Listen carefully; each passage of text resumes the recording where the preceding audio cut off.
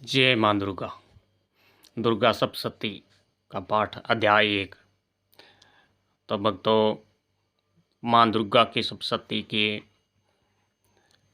रोजाना आप इसके पाठ को सुनने से सारी मनोकामनाएं पूर्ण होती है। माँ के चरणों में बैठकर पास में कलश लेकर जो भी आप मनोकामना बोलकर इस पाठ को सुनोगे, माँ अम्बे आपकी वह मनोकामना अवश्य पूरी करेगी। जय माँ दुर्गे। अब तो भक्तों शुरू करते हैं माँ अम्बे का सप्तशती का प्रथम अध्याय। ओम श्रीं दुं दुर्गाय नमः। जय माँ अम्बे। प्रथम चरित्रे ब्रह्म ऋषि महाकाली देवता गायत्री छंद नंदा शक्ति रक्तदंतिका बीज अग्नि तत्व ऋग्वेद स्वरूप श्री महाकाली देवता प्रसाद के लिए प्रथम चरित्र जब से विनियोग किया जाता है। भगवान विष्णु के सो जाने पर मधु व केटव को मारने के लिए कमल जन्मा ब्रह्मा जी ने जिनका स्तमन किया उन महाकाली देवी का मैं सेवन करता हूँ।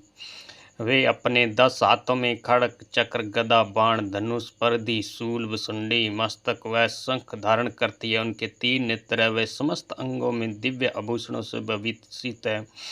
उनके शरीर की क्रांति नीला मणि के समान है। वह 10 मुख व 10 पैरों से युक्त है। ओम अम्बे। सूर्य के पुत्र श्रवणी जो 8वें मनु कहा जाते हैं, उनकी उत्पत्ति कथा के विस्तार पूर्वक कहता हूँ, सुनो। सूर्य कुमार महाभाग श्रवणी भगवती महामाया के अनुग्रह से जिस प्रकार मनवंतर के स्वामी हुए, वही प्रसंग सुनाता हूँ। पूर्वा काल की बात है। सर्वोचित मनवंतर में सुरथी नाम के एक राजा थे, जो चैत्र वंश में उत्पन्न हुए। उनका समस्त भूमंडल पर अधिकार था। वे प्रजा को अपने और पुत्र की भांति धर्मपूर्वक पालन करते थे। तो उनके उस समय कौल विदंशी नामक क्षत्रिय उनके शत्रु हो गए।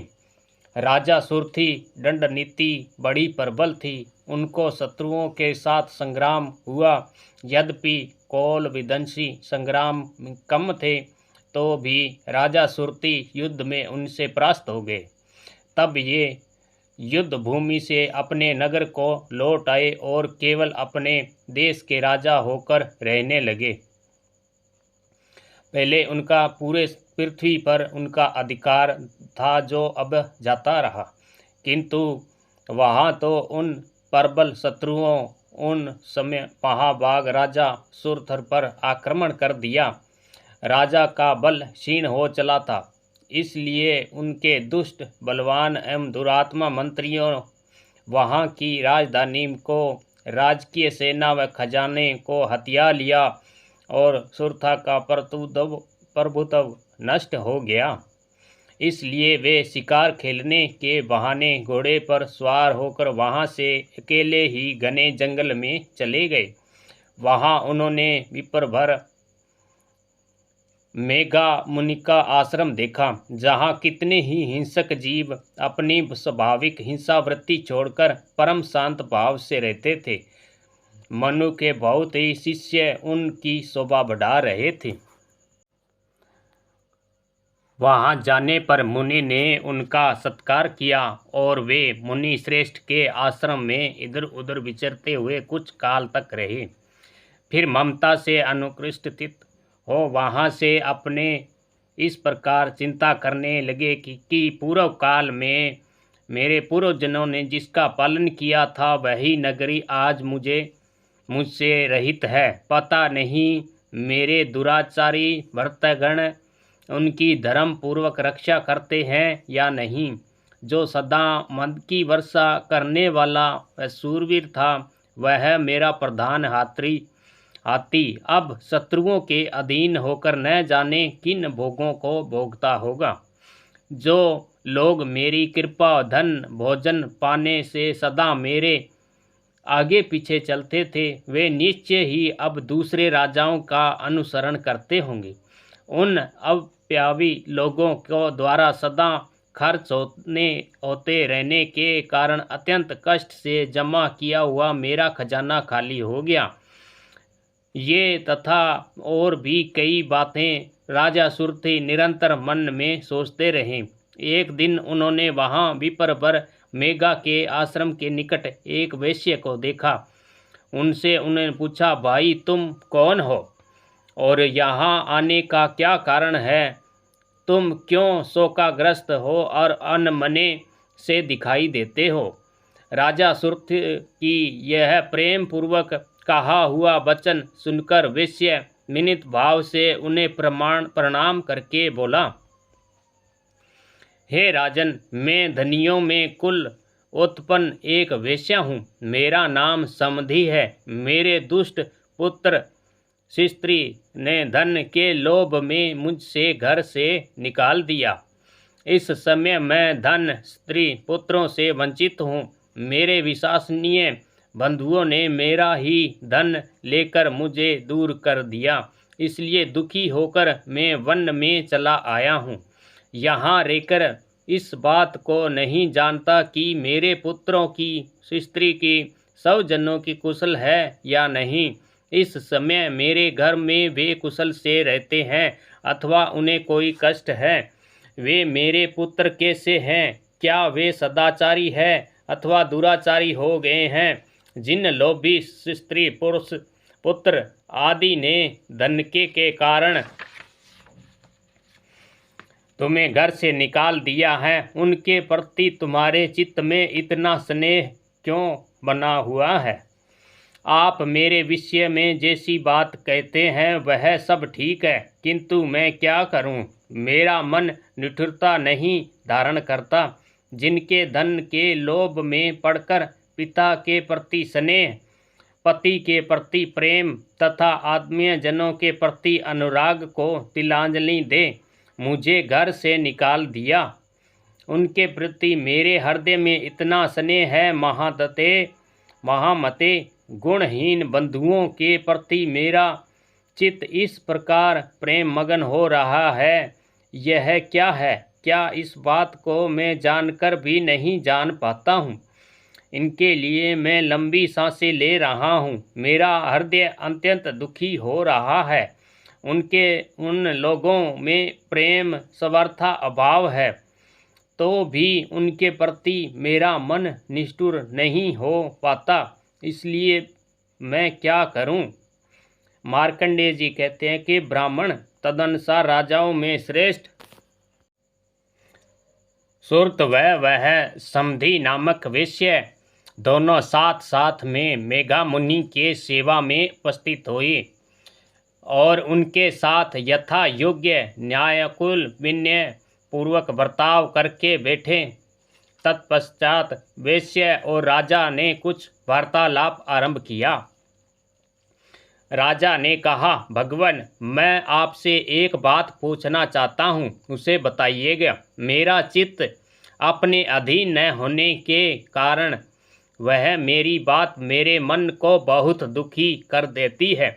जो राज्य मेरे हाथ से चला गया है, उनके और उनके संपूर्ण अंगों से मेरी ममता बनी हुई है।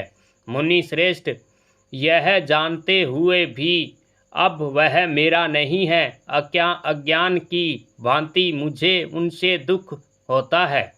यह क्या है? क्या यह वेश्य भी घर से अपमानित होकर आया है? इनके पुत्र, स्त्री और भर्त्यों भाइयों ने इसे छोड़ दिया, 100 जनों के भी इसका परित्याग कर दिया, तो उनके प्रति अत्यंत हार्दिक स्नेह रखता है। इस प्रकार यह और मैं दोनों ही बहुत दुखी हैं। जिनके प्रत्यक्ष दोष देखा गया है, उस विषय के लिए हमारे मन से ममता जनित आकर्षण पैदा हो रहा है। महाभाग, हम दोनों समझदार हैं, तो भी हमें मोह पैदा हुआ है। यह क्या है? विवेक शून्य पुरुष की भांति मुझ में और इसमें भी यह मूढ़ता प्रत्यक्ष दिखाई देती है। ऋषि बोले, महाभाग, विषय मार्ग का ज्ञान सब जीवों का है। इसी प्रकार विषय भी सबके लिए अलग अलग है, कुछ प्राणी दिन में नहीं देखते तो कुछ रात में नहीं देखते, तथा कुछ जीव ऐसे हैं जो दिन और रात्रियों में बराबर ही देखते हैं। यह ठीक है कि मनुष्य समझदार है, किंतु केवल वे ही ऐसे नहीं होते। पशु पक्षी मृग आदि भी प्राणी समझदार होते हैं। मनुष्यों की समझ भी वैसे ही होती है जैसे मृग व पक्षियों की होती है, तथा जैसे मनुष्यों की होती है वैसे ही उन मृग पक्षियों आदि की होती है। यह तथा अन्य बातें भी प्राय दोनों समान हैं। समझ होने पर भी इन पक्षियों को तो देखो, वे स्वयं भूखे से पीड़ित होकर हुए भी मोहवश पक्षियों के चोंच में कितनी बार चाव से अन्न के दाने डाल रहे हैं। नरश्रेष्ठ, क्या तुम नहीं देख सकते कि ये मनुष्य समझदार होते हुए भी लोभवश अपने किए हुए उपकार का बदला पाने के लिए पुत्रों की अभिलाषा करते हैं? यदि उन सब समझ की कमी नहीं है, तथापि वे संसार स्थिति जरण मरण परंपरा बनाए रखने वाले भगवती महामाया के प्रभाव द्वारा ममता में भंवर से युक्त मोह के गहरे गर्त में गिराए हुए हैं। इसलिए इसमें आश्चर्य नहीं करना चाहिए। जगदीश्वरी भगवती विष्णु योग निंद्रा जो भगवती महामाया है, उन्हीं से ही जगत मोहित हो रहा है। वे भगवती महामाया देवी ज्ञानियों के लिए चित्त को बल पूर्वक खींचकर मोह में डाल देती है। वे ही इस संपूर्ण चराचर जगत की सृष्टि करती है। वे ही प्रसन्न होने पर मनुष्य को मुक्ति के लिए वरदान देती है। वे ही परा विद्या संसार बंधन और मोक्ष की हेतु भूता सनातन देवी तथा संपूर्ण ईश्वरों की आदिश्वरी है। राजा ने पूछा, भगवान, जिन्हें आप महामाया कहते हैं, वे देवी कौन है? ब्राह्मण, उनका आविर्भाव कैसे हुआ? उनके चरित्र में कौन कौन है? ब्राह्मणत्वे श्रेष्ठ महर्षि, उन देवी का जैसा प्रभाव हो वैसा स्वरूप हो, जिस प्रकार प्रादुर्भाव हुआ वह सब मुझसे आपके मुख से सुनना चाहता हूँ। ऋषि बोले, राजन, वास्तव में तो वे देवी नित्य स्वरूपा ही है। संपूर्ण जगत उन्हीं का रूप है। उन्होंने समस्त विश्व को व्याप्त कर रखा है। तथापि उनका प्राकट्य अनेक प्रकार से होता है, वह मुझसे सुनो। यद्यपि ये वे नित्य व अजन्मा है, तथापि जब देवताओं की कार्य सिद्धि के लिए प्रकट होती है, उस समय लोकों में उत्पन्न हुई कहलाती है। कल्प के अंत में जब संपूर्ण जगत एक वर्ण में निमग्न हो रहा था, उस समय प्रभु भगवान विष्णु शेषनाग की शैया बिछाकर योग निद्रा की आश्रय ले रहे थे। उस समय उनके कान के मेल से दो भयंकर असुर पैदा हुए, जो मधु और केटव नाम से विख्यात थे। उन दोनों ब्रह्म जी का वध करने के लिए तैयार हो गए। भगवान विष्णु की नाभि कमल से विराजमान प्रजापति ब्रह्मा जी ने उन दोनों को भयानक असुरों को अपने पास आया और भगवान को सोया हुआ देखा। तब एकरचित होकर उन्होंने भगवान विष्णु को जगाने के लिए उनको नेत्रों में निवास करने वाली योग निद्रा का स्थावन आरंभ किया, जो इस विश्व की आदिश्वरी जगत को धारण करने वाली, संसार का पालन करने वाली तेज स्वरूपा भगवान विष्णु की अनुपम शक्ति है। उन्हीं भगवती निद्रा देवी भगवान ब्रह्मा जी स्तुति करने लगे। देवी, तुम्ही स्वा हो, तुम्ही स्वादा हो, तुम्ही षष्ठाकार हो, स्वर में तुम्हारा ही स्वरूप है, तुम ही जीवदायिनी हो, सुधा हो, नित्य अक्षर प्रण हो, ओंकार हो, अंक अकार हो, मकार हो, इन तीनों मात्राओं रूप में तुम स्थित हो। इन तीनों मात्राओं के अतिरिक्त बिंदु स्वरूपा नित्य अर्ध मात्रा है, उनका विशेष रूप से उच्चारण नहीं किया जाता, वह भी तुम ही हो। देवी तुम ही संध्या हो, सावित्री हो, परम जननी हो। देवी तुम ही इस विश्व ब्रह्मांड को धारण करती हो, तुमसे ही इस जगत की सृष्टि होती है, तुमसे ही इनका पालन होता है, और सदा तुम्ही में कल्प करके अंत में सबको ग्रास बना लेती हो। हे जगन माय देवी, जगत की उत्पत्ति के समय तुम सृष्टि स्वरूपा हो, पालन काल में सृष्टि रूपा हो, और कलांत के समय संहार रूप धारण करने वाली तुम्ही महाविद्या, महामाया, महामेघा, महास्मृति, महामोह स्वरूपा, महादेवी, महासुरी हो। तुम ही तीनों गुणों को उत्पन्न करने वाली सबकी प्रकृति हो। भयंकर काल रात्रि, महारात्रि और महारात्रि भी तुम ही हो। तुम ही श्री हो, तुम ही ईश्वरी हो, तुम ही ह्रीम हो। तुम ही बोध स्वरूपा बुद्धि हो, लज्जा, पुष्टि, तुष्टा, शांति तथा क्षमा भी तुम ही हो। तुम ही खड़क धारण करने वाली, शूल धारण करने वाली, घोर रूपा तथा गदा, चक्र, शंख, धनुष को धारण करने वाली हो। बाण, भुसंडी, परदी ये भी तुम्हारे अस्त्र है।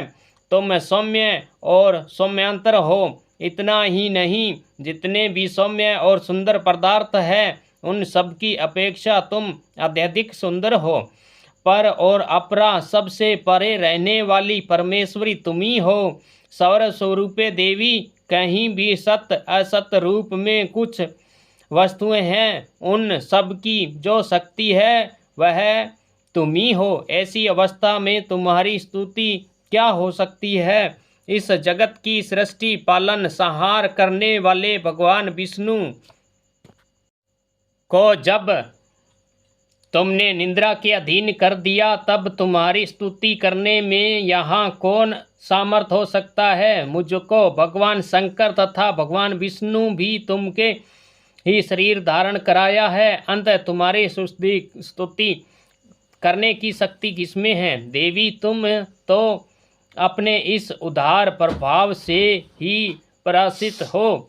ये जो तुम दोनों दुर्वर्ष असुर मधुकेटव, इनको मोह में डाल दो। जगदीश्वरी भगवान विष्णु को शीघ्र ही जगा दो, साथ ही इनके भीतर इन दोनों महान असुरों को मार डालने की बुद्धि उत्पन्न करो। ऋषि कहने लगे, राजन, जब ब्रह्मा जी ने वहाँ मधुकेटव को मारने तथा उन्हें उद्देश्य से भगवान विष्णु को जगाने के लिए तमोगुणी अधिष्ठात्री देवी योग निद्रा की इस प्रकार स्तुति की, तब वे भगवान के नेत्र, मुख, नासिका, बाहु, हृदय, वक्षस्थल आदि से निकलकर अव्यक्त जन्मा ब्रह्मा जी के दृष्टि के सामने खड़ी हो गई, और योग निद्रा से मुक्त होने पर जगत के स्वामी भगवान जनार्दन उस एक का वर्ण के जल से शेषनाग की शैया से जाग उठे। फिर उन्होंने दोनों असुरों को देखा। वे दुरा आत्मा मधुकेटव अत्यंत बलवान तथा पराक्रमी थे। क्रोध से लाल आंखें किए हुए ब्रह्मा जी को खा जाने के लिए उद्योग कर रहे थे। तब भगवान श्री हरि ने उठाकर उन दोनों को 5000 वर्षों तक केवल बाहु युद्ध किया। वे दोनों भी अत्यंत बल के कारण उन्मत्त हो रहे थे। इधर महामाया ने भी उन्हें मोह में डाल रखा था, इसलिए वे भगवान विष्णु से कहने लगे, हम तुम्हारी वीरता से संतुष्ट हैं, तुम हमसे कोई वर मांगो। भगवान बोले, यदि तुम ही मुझ पर प्रसन्न हो तो अब मेरे हाथों मारो जाओ। बस इतना ही था कि मैंने वर मांगा है, यह दूसरों किसी वर से क्या लेना। इस पर ऋषि कहते हैं, इस प्रकार धोखे में आ जाने पर संपूर्ण जगत को जल ही जल देखा। तब कमल नयन भगवान ने कहा, जहाँ पृथ्वी जल में डूबी हुई न हो, वहाँ जहाँ सुखा स्थान हो, वहीं हम तुम्हारा वध करो, हमारा वध करो। तब तथास्तु कहकर शंख चक्र गदा धारण करने वाले भगवान विष्णु ने उन्हें अपने मस्तक पर अपनी जांग रखकर चक्कर से काट डाले। इस प्रकार देवी महामाया ब्रह्मा जी की स्तुति करने पर स्वयं प्रकट हुई थी। अब पुनः तुमको उनके प्रभाव का वर्णन सुनाता हूँ, सुनो। तो मित्रों भक्तों, ये प्रथम अध्याय माँ अम्बे का प्रथम अध्याय पूर्ण हुआ। दूसरा अध्याय आपको मैं इसी समय जरूर। तो भक्तों कमेंट में जय माँ दुर्गा जरूर लिखें, आपकी माँ मनोकामना जरूर पूरी करेंगे। जय माँ अम्बे।